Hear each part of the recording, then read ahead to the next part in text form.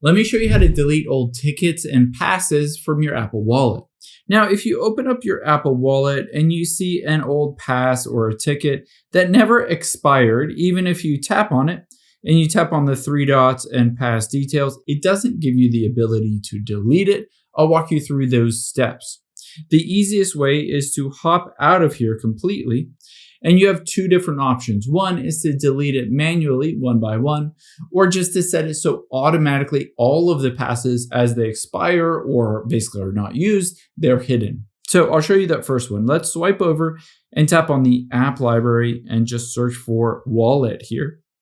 Now, once you've opened up your wallet, you'll be able to see all of your expired passes and cards and all of those.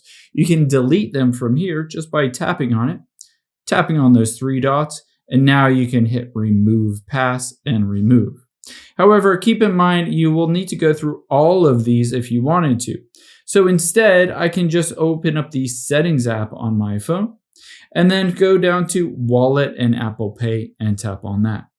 Now from here, all I need to do is scroll down and you can see hide expired passes.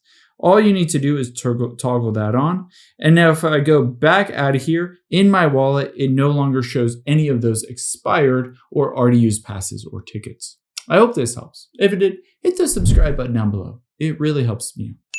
Thanks, guys.